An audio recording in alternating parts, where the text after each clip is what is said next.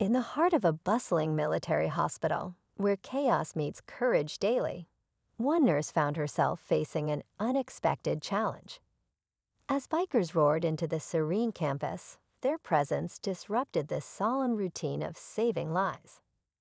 Among them, a nurse known for her unwavering dedication to duty stood firm, her scrubs a stark contrast to the leather-clad intruders.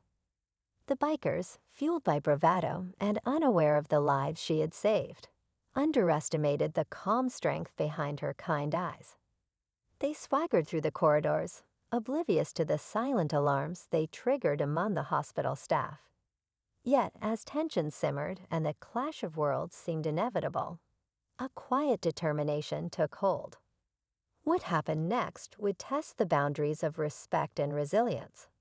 For in this clash between the guardians of health and the seekers of adventure, the outcome would reveal more than just a confrontation. It would uncover the true measure of courage in the face of unexpected adversity. The nurse Emily was no ordinary hospital worker. She had served years as a combat medic overseas, witnessing the harsh realities of war and learning to stay calm under pressure. Her return to civilian life led her to this military hospital, where discipline and respect were part of everyday life. But these bikers didn't seem to care about any of that. Loud and unruly, they pushed past staff, acting like they owned the place. Rumors spread quickly among the nurses and soldiers recovering in the wards. Who were these men, and why had they shown up here? Emily watched them carefully, noticing how they glanced around like they were searching for something or someone. Her instincts told her this wasn't just a random visit. Something felt off. And as one of the bikers locked eyes with her, a cold smirk on his face, Emily realized this was far from over. Emily's mind raced as she watched the bikers split up, moving deeper into the hospital. Their leader, a broad-shouldered man with a scar running down his cheek, gave subtle hand signals to the others.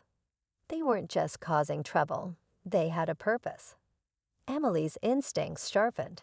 Years on the battlefield had taught her to read danger before it struck, and every part of her screamed that these men were here for more than intimidation. Meanwhile, in one of the recovery rooms, Captain Ryan Hayes, a decorated soldier recovering from a serious injury, overheard the commotion.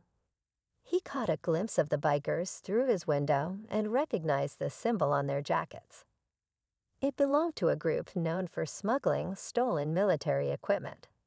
His injury kept him sidelined, but he knew enough to realize this wasn't a coincidence. Emily and Ryan didn't know each other, but their paths were about to cross in a way that neither of them expected. Emily's grip tightened around the hospital radio, clipped to her waist.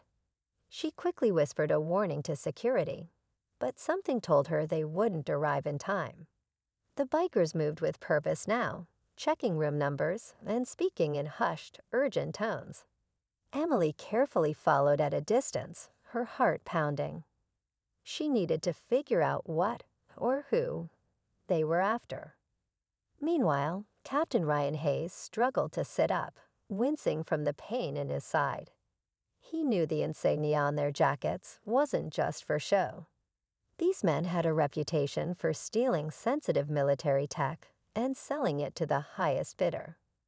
His mind raced. Was it him they were after, or something even more dangerous hidden within the hospital walls? Suddenly, Emily caught sight of one biker slipping a keycard into a restricted door leading to the hospital's secure storage. Whatever they were here for, they were moments away from getting it. Emily had to act fast, but she was alone, and they were armed. Emily's breath caught as the restricted door slowly creaked open. But instead of crates of medical supplies or military tech, the room revealed something far more alarming. A secure locker labeled **** biohazard, level 4. ***, the bikers weren't after weapons or equipment. They were after something much deadlier. Before she could process it, Emily's radio crackled. A low, distorted voice whispered, ***, they are not alone. Someone inside is helping them. Asterisk, her blood ran cold. Someone on the hospital staff was involved. That explained how the bikers had a keycard. At that moment, Captain Ryan struggled to his feet and spotted Emily through the glass.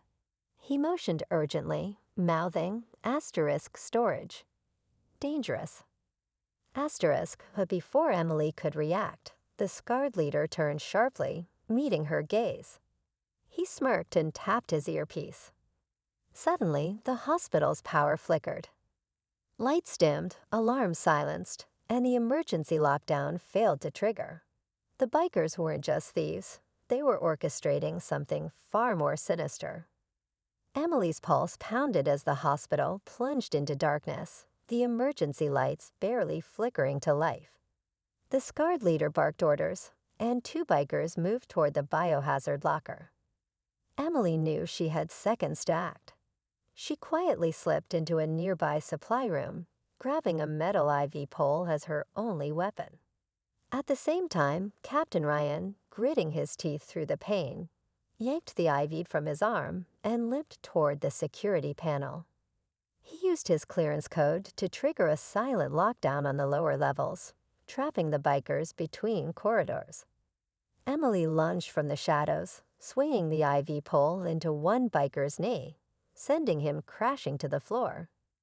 The leader turned, pulling a concealed weapon, only to freeze as uniformed military police stormed in, weapons drawn. Someone had tipped them off. As the bikers were cuffed and the biohazard container secured, Emily turned to Ryan. "How did they know about the storage room?" she asked. Ryan's face darkened. "Because someone wanted them to find it." In the corner, a doctor slipped away unnoticed, a cold smile on his face. The real threat had just begun. The bikers were led away in handcuffs, their plan shattered, but Emily couldn't shake the unease settling over her. The missing doctor's quiet escape hinted at a deeper conspiracy that hadn't been stopped, only delayed. Captain Ryan was quickly moved to a more secure wing, his injuries tended to by trusted staff. Military officials swarmed the hospital, securing the biohazard locker and launching an investigation. Emily gave her full report, but questions lingered. Who was the doctor working for? What was really inside that container? As dawn broke over the hospital, Emily stood by the window, watching the first rays of sunlight cut through the cold morning air.